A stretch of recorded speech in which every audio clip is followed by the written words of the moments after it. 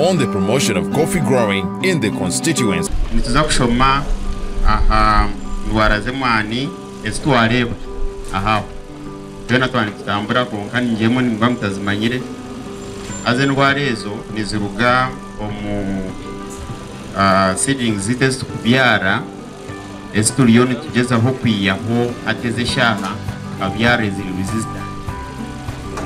ezikurwanisa endwara so ati mzeze zaine niyo robusta yite yabandize noreba munegeza ho kurwana ne rwana na harvestinga am very sure ngo ekiti kimwe nabasa kukiyona kilograms 15 buri kwa harvesting twa maintaininga nko kumzea maintaining lokazwa okabyare resistant you able at 30 kg per plant nituza kuzaha ndwara tumanye namwani ni kumayisaki abantu bingi bina na varieties ningashe bikabiye mwana bakugamba bitakahuriraga echo kubanza tugira varieties ibiri mu East Africa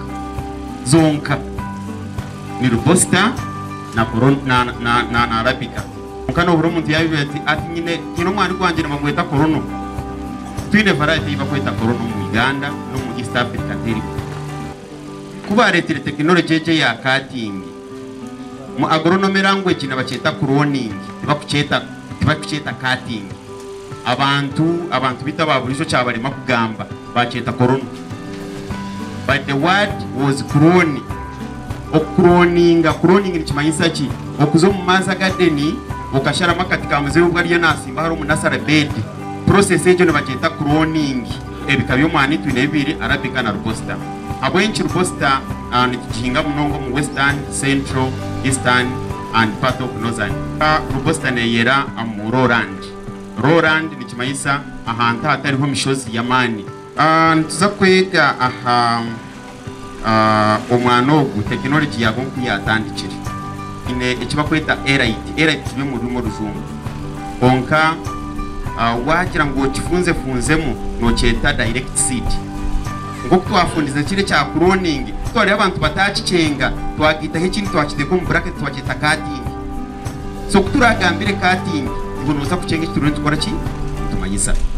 so cloning kikarema abantu bakihindura mu ekinde kintu atwaki korera hakanda kantu twakita cutting bini zo kumwana okushazire umuntu waburijo kunya ngo akicenge so system ko kutambura umwana ogu tukabanza na direct seed yumze yanagamba umwana gweni kwasa kwa hansi kushoka kwemeza aza kugwemeza ukuyeho transplanting as HT kuchitoro kusimba hari no sigaro ine variety ni yemwe ya robusta niyo rayesye konka no botine technology yone twata because kwagwa hansi twakuyeho gwamera twakutwara twakusimba no sigaza robusta yawe konka tari mu technology barebire ngo abantu bari nankejo mwana tukukweraje twazo mu science twagira ngo ntwasa kongera muki ubwo mwana tukongeramo at least zazazira kilograms 15 ezumuze yakwi HT tukayizo muri 20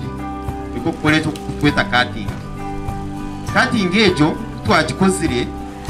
abantu basimba umwani cutting basimba umwani abantu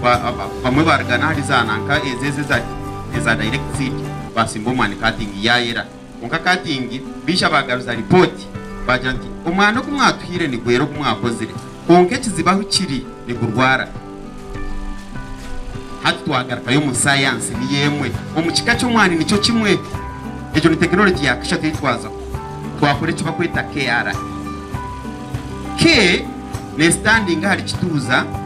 R ne standing hari post aba batakushimanya ubwo mwana uko kwita KR K ne standing hari kituza R ne standing hari post means HK cyo echa robusta kikakorwa ba science sabarugire mu Napoli ya kituza itizini mukono ariyo branch ya Naro 2017 2019 twashoboza umwana wo kwigiremo number 2 number 1 yashohora number 3 yashohora number 4 yashohora number 5 yashohora number 6 yashohora number 7 abono twabiri tukomeye abantu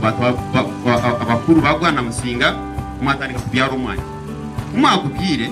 report dino waletera report akuja ngo mwana ni kugwara na hatari. So twagumiza mu system ya technology twakora 8, 9 and 10. So 9 and 10, those are the latest stage. Hino muntu right now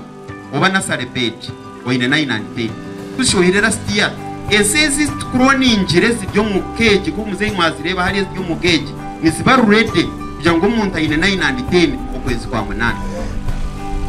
neji season neji yo kwa kano kwa katano kwa mukaga hino ine 9 and 10 unless wishachitebe chikuru aho no basa kutifuna onka babulisho abeneza na celebrate babatakira.